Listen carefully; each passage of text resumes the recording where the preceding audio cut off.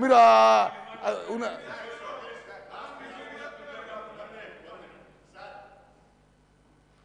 రాజగోపాల్ రెడ్డి గారు అధ్యక్ష అక్కడ లేదా హరీష్ రావు గారు కరియన్ సిఆర్ గారికి ఇచ్చింది అక్కడ మెయిన్ స్పీకర్ కాదు అధ్యక్ష.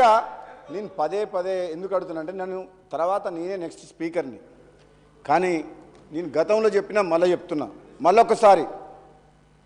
మా గౌరవ ముఖ్యమంత్రి గారు, ఉప ముఖ్యమంత్రి గారు, మా నీటిపారుదల శాఖ మంత్రులు, మా సోదరులు వెంకటరెడ్డి గారు, పొన్నం ప్రభాకర్ ఏ విధంగా ప్రజలకు నిజాలని గత 10 ఏళ్లలో ఉమ్మడి ఆంధ్రప్రదేశ్లో తెలంగాణకు జరిగిన అన్యాయం కంటే ఎక్కువ ఈ 10 ఏళ్ల కాలంలో కేసీఆర్ ప్రభుత్వంలో టీఆర్ఎస్ ప్రభుత్వం ఏ విధంగా అన్యాయం చేస్తుందని కళ్ళకు కట్టినట్టు ప్రజెంటేషను మా ఉత్తమ్ కుమార్ రెడ్డి బ్రహ్మాండంగా ఇచ్చి ప్రజలకు పోయింది అధ్యక్ష. ఇప్పటికి కూడా వాళ్ళు చేసిన తప్పుల్ని ఒప్పుకొని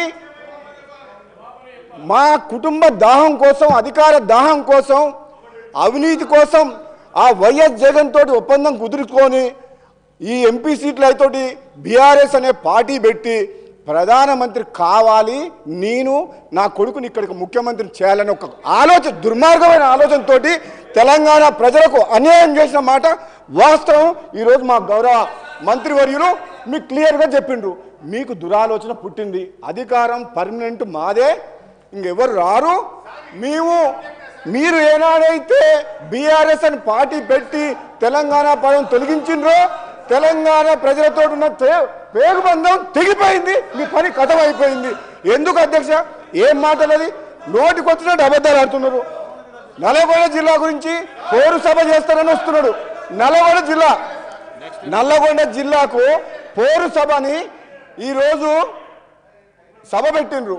అయితే మా మాజీ మంత్రి జగదీశ్వర్ రెడ్డి గారు ఈరోజు సభకు వచ్చిండ్రు అధ్యక్ష.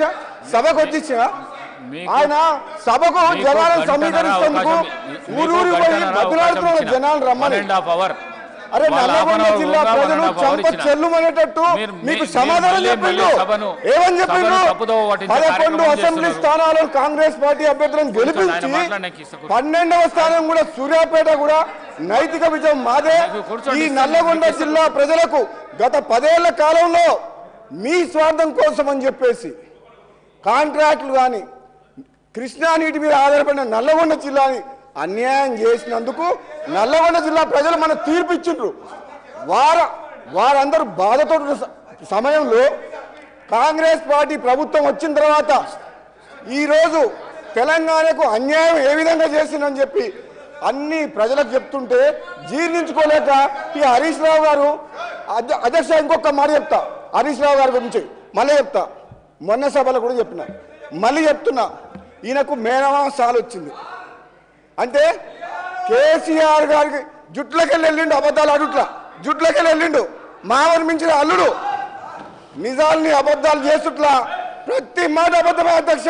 10 ఏళ్ల పాటు ప్రాజెక్టుల పేరు మీద, రీడిజైన్ పేరు మీద కాంట్రాక్టులు వాళ్ళు ఇష్టం వచ్చి 1,00,000 కోట్ల అప్పులు చేసిన చరిత్ర వాళ్ళది. ఈరోజు తెలంగాణ ప్రజలందరూ ఏమనుకున్నారు? వీళ్ళు ఏమన్నారు? వీళ్ళు కళలో సాకారం చేస్తున్నారు. ఏం సాకారం చేయలే, తాగుబోతుల తెలంగాణ చేసి బెల్ట్ షాపులు పెట్టి రాష్ట్రాన్ని అప్పుల పాలు చేసి 7,00,000 కోట్లు అప్పులమయం చేసిండ్రు. ఏం మాట్లాడుతున్నారు మీరు? ఏం మాట్లాడుతున్నారు? తెలంగాణ ఇచ్చింది కాంగ్రెస్ పార్టీ, తెలంగాణ ఇచ్చింది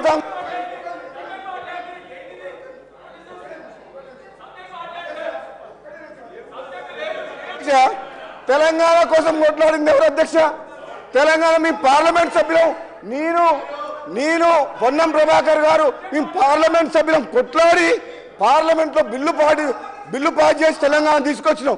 ఈయన తెలంగాణ చావు నోట్ల తలకా పెట్టినా అంటాడు. 100 మంది 1000 మంది చనిపోయింది, కానీ కేసీఆర్ కుటుంబంలో ఎవరికైనా కాలికి దెబ్బన రాకిందా, ఇట్లా గీత పడ్డదా? కానీ అమాయకులను పొట్టలు పెట్టుకున్న చరిత్ర వీళ్ళది, అమాయకులను పొట్టలు పెట్టుకున్న చరిత్ర వీళ్ళది. తెలంగాణ తెచ్చింది మేము కాంగ్రెస్ పార్టీ ఎంపీలము, తెలంగాణ ఇచ్చింది కాంగ్రెస్ పార్టీ అధ్యక్ష. మినిస్టర్ గారు ప్లీజ్. నేను గౌరవ